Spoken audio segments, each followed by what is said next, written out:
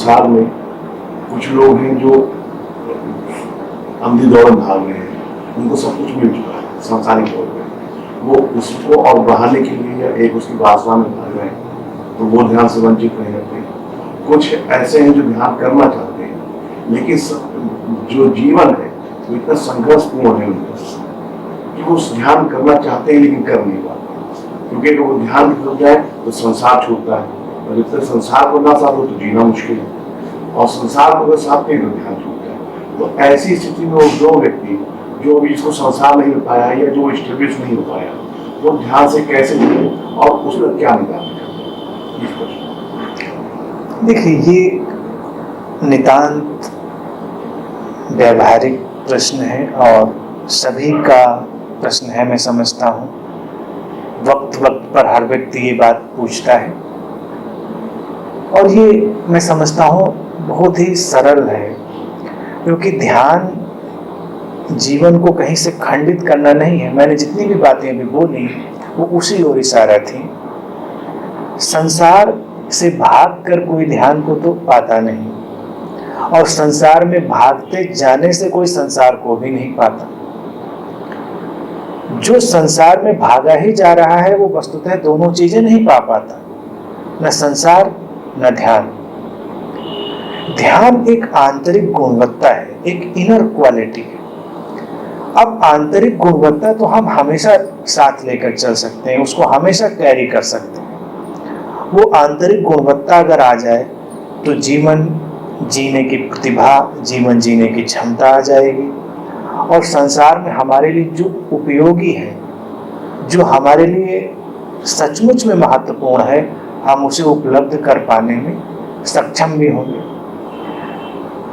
दौड़ धूप और आपाधापी धीमी पड़ेगी, वो कुशलता में परिवर्तित हो जाएगी। एक ध्यानी व्यक्ति बहुत कुशलता से जीवन को जीता है।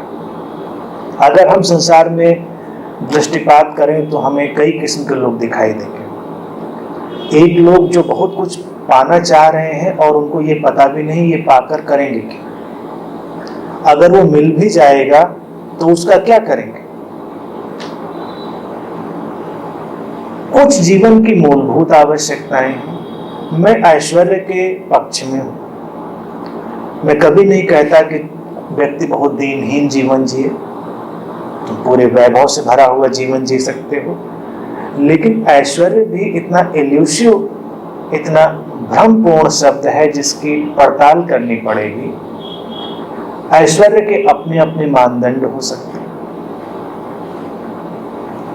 तुम पूरी तरह स्वस्थ हो, जीवन के हर क्षण का आनंद ले सकते हो, तो हो सकता है तुम ऐश्वर्यशाली जीवन जी रहे हो। तुम गहरे विश्राम में जा सकते हो, तो तुम्हारे लिए कैसा भी बिस्तर काम देगा। बहुत अच्छा बिस्तर भी हमारे पास हो और हम सो भी न सकें, तो ये ऐश्वर्य नहीं हुआ। ऐश्वर्य है कि जब हम पदार्थ का आनंद ले सकें, और आनंद ले पाएंगे तब जब गुणवत्ता होगी भीतर, तनाव नहीं होगा, मन स्थिर होगा, हमारी चेतना फोकस्ड होगी। जितनी भी चीजें हैं, तो वस्तुतः देखा जाए तो पदार्थ के तौर पे व्यक्ति को बहुत कुछ नहीं चाहिए। मैं अतिरेक की बात बिल्कुल नहीं करूंगा। आजकल बहुत कुछ पदार्थ के जगत में ऐसा है जो तुम्हारी आवश्यकता बन गया है, वो लग्जरी नहीं है। तो मैं ये नहीं कहूंगा कि तुम लंगोटी लगा के बैठ जाओगे तो ध्यानी बन जाओगे, या एसी नहीं चलाओगे तो ध्यानी बन जाओगे। आजकल विज्ञान ने जो तुम्हें सुविधाएं दी हैं वो सब तुम्हारे जीवन को और कुशलता से संचालित करने के लिए है। तुम अगर एक व्हीकल रखते हो और मान लो ध्यान के लिए अनंत में ही आना चाहते हो तो आसानी से आ सकते हो। टेम्पो से आओगे और वक्त लगेगा, साइकिल से आओगे और वक्त लगेगा। तो साइकिल से बेहतर है तुम्हारे पास कार हो, तुम आराम से आ जाओ। कार कोई लग्जरी नहीं, लेकिन फिर कितनी कारों में चलोगे, ये सोचने की बात है। मैं ये भी नहीं कहता हूं कि तुम अच्छी कार मत रखो, तुम अच्छी से अच्छी कार रख लो, लेकिन फिर भी एक से काम चल जाएगा, हो सकता है दो से काम चल जाए। बात समझें, इस दौर का कोई ना कोई तो अंत होगा। व्यक्ति की विक्षिप्तता उसे दौड़ाती है। उसको लगता है कि हम भागे चले जाएं। घरों में अक्सर मनोवैज्ञानिक सर्वेक्षण में देखा गया, जब लोग परचेजिंग के लिए जाते हैं तो 70% सामान वो खरीदते हैं जिसकी उन्हें कोई जरूरत नहीं होती। घर में लाने के बाद फिर सोचते हैं अब इसको रखें कहाँ और इसका करें क्या। किसी शॉपिंग मॉल में जाते हैं और जो जो अच्छा दिखता है सब ले आए। अब लाने के बाद सोचते हैं इसका क्या करें, यानी कि आवश्यकता भी नहीं आई है, केवल हमारे मन के प्रलोभन ने हमें दौड़ाया। तो ये दौड़ धूप और इस आपाधापी का कोई अंत नहीं। यहाँ पर तो हमें विवेक से काम लेना होता है कि जो हमारे लिए उपयोगी है उसको हम पाएं, और किसी भी वस्तु या उससे कोई मैं नहीं समझता अंतर विरोध है। ध्यान सहयोगी ऐसे बनेगा जब व्यक्ति ये समझ लेगा कि ध्यान एक आंतरिक गुणवत्ता है, इनर क्वालिटी। अगर हम उस गुणवत्ता में पहले प्रवेश करेंगे तो हमारे बहुत सारे काम आसान पड़ जाएंगे। जो ध्यानी लोग हैं वो जानते हैं।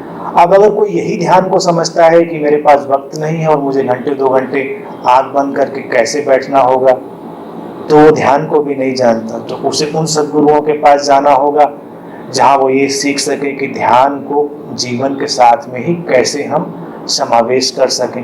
कैसे, जैसे हमने अभी बात कही, सांसें तो हम कभी वक्त निकाल के नहीं लेते, कभी ऐसा तो नहीं कहते कि जीवन जीना बड़ा भारी पड़ रहा है और सांसें कैसे लें।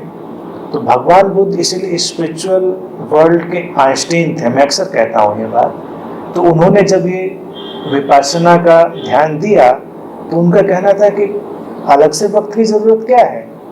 अब ये तो भाई लोगों का अपना कार्य व्यापार है कि उनको 10 दिन की रिट्रीट करवानी है, महीने भर की रिट्रीट करवानी है, किसी को 2-2 घंटे आंख बंद करके बैठना है। तो ये तो उसकी अपनी मर्जी। अब उसकी मर्जी है तो इसमें भी कोई गलत और सही नहीं। अगर कोई मान लो 2 घंटे आंख बंद करके बैठ के आनंदित है तो उसकी अपनी मौज। कोई 10 दिन रिट्रीट में रह के आनंदित है तो उसकी अपनी मौज। लेकिन उनकी कोई उपयोगिता नहीं, उनकी कोई उपादेयता नहीं। जैसे सांसें सामान्य है वैसे ध्यान कभी भी किसी भी क्षण हो सकता है अगर वो अंडरस्टैंडिंग हमने अवेल कर ली है। पहला काम इसलिए हमेशा ध्यान का ही होना चाहिए। जब वो अंडरस्टैंडिंग आ जाएगी, समझ आ जाएगी, वो आंतरिक शक्ति आ जाएगी, तो व्यक्ति के बहुत सारे काम जो सांसारिक वो समझता है वो इतने सरल हो जाएंगे। वो आंतरिक शक्ति उसके लिए समाधान प्रस्तुत कर देगी और जीवन बड़ा सुलझा हुआ हो जाएगा। किसी व्यक्ति से तुम मिलने जा रहे हो, तुम्हारी ऊर्जा संतुलित है, उससे तुम्हारी मुलाकात अच्छी हो जाएगी, काम अच्छा हो जाएगा, जो उलझन थी वो जल्दी सुलझ जाएगी, तुम ज़्यादा स्वस्थ रह पाओगे, शारीरिक मानसिक उलझन कम होगी। तो सांसारिक जितना भी संतुलन है वो हर डायमेंशन से आ जाएगा। तुम धन भी अगर लेना चाह रहे हो तो धन तुम्हारे लिए जितना उपयोगी है वो तुम्हारे कम प्रयासों में तुम तक आ जाएगा अगर तुम ध्यानी हो। अगर तुम ध्यानी नहीं हो तो तुम्हें बहुत मशक्कत करनी पड़ेगी और तुम इस निष्कर्ष पे पहुंचोगे कि धन कमाना दुनिया का सबसे कठिन काम है। और अगर कोई ध्यानी है तो वो सोचेगा कि ये तो सबसे सरल काम है। अब मैं सोचूं ये कि कितना कमाऊं कितना ना कमाऊं, कहां पर मैं फुल स्टॉप लगाऊं।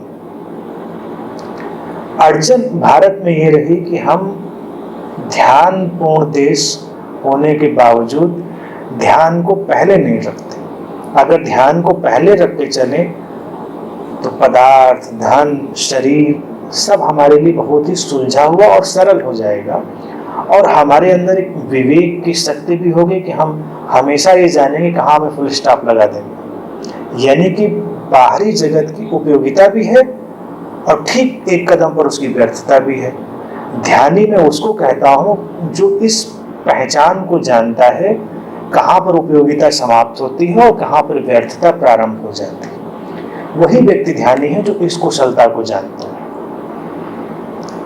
कार जिसने यहाँ तक लाई और पार्क कर दी, यहाँ शांति से बैठा है, अब कार की चिंता में नहीं, वो ध्यानी है। जो कार पार्क करने के बाद भी 4 बार वहां देखने जाने की जहमत उठाना चाह रहा है, वो बेकार की उलझन लिए। जो ये भी सोच रहा है कि चोरी ना हो जाए, तो ये पक्का समझो देर सवेर उसकी कार चोरी होने वाली है।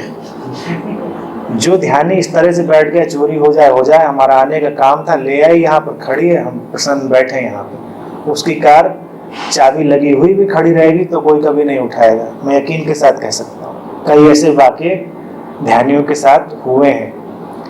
वो चाबी भी लगा के छोड़ के चले आए, गाड़ी सड़क पे खड़ी है, कोई नहीं छूता। तुम्हारा वैलेट गिर जाता है, तुम एक एक नोट बचाने में लगे हो, कैसे बचा लें इसको।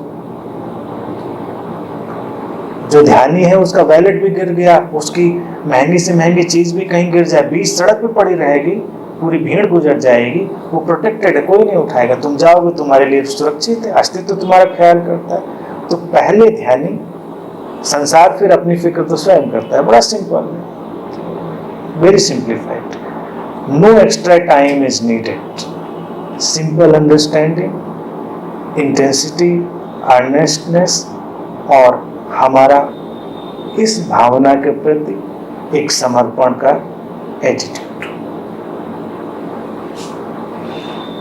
स्वामी जी, ये समस्या की ध्यान साधे कैसे दिन प्रतिदिन, जैसे कोई कार्य कर रहे हैं या ठीक है ध्यान उस पर निराकरण है, तो उसको साधा कैसे जाए, कैसे जीवन में लाया जाए? इसके लिए देखिए, आज की अंतिम बात मैं करता हूँ, बिल्कुल सरल प्रक्रिया। जो व्यक्ति ध्यान को अपने दिन प्रतिदिन के जीवन में शामिल करना चाहता है, वो दिन प्रतिदिन के जीवन में लेवल ऑफ सेंसिटिविटी, संवेदनशीलता के स्तर को बढ़ाने के प्रयास और प्रयोग करे अपनी अपनी तरह से। कभी अपने शरीर की संवेदनशीलता, कभी प्रकृति के साथ संवेदनशीलता के प्रयोग, कभी लोगों के साथ संवेदनशीलता के प्रयोग। जैसे जैसे संवेदनशीलता हमारी बढ़ेगी, ध्यान की जो व्यवस्था है, जो अंडरस्टैंडिंग है, बड़े ही स्वाभाविक रूप से हमें घेर लेगी। अभी हम बहुत इनसेंसिटिव वर्ल्ड में रह रहे हैं। अभी जितना भी देखिए चल रहा है, अब आपके जो टैग भी लगा हुआ है आपके जो पॉकेट पे, ये सब किस चीज़ का बाई प्रोडक्ट है? ये बाई प्रोडक्ट है इनसेंसिटिविटी का, कि कुछ लोग इनसेंसिटिव हैं तो उनको परवाह ही नहीं, न किसी और की, न जगत की, न किसी चीज की। जो व्यक्ति सेंसिटिव है, संवेदनशील है, वो एक ऐसा ऑरा कैरी करता है कि वो सबको संभालता है। और उसका प्रयास हम दिन प्रतिदिन के जीवन से कर सकते हैं। अपने शरीर से ही प्रारंभ करें। जैसे अपने शरीर के साथ भी अत्याचार न करें, उसको प्यार से देखें। भोजन हम रोज करते हैं, ऐसा कोई दिन ना होगा जब हम भोजन नहीं करते होंगे, पानी नहीं पीते होंगे। तो भोजन जरा प्यार से करें, संवेदनशीलता से करें।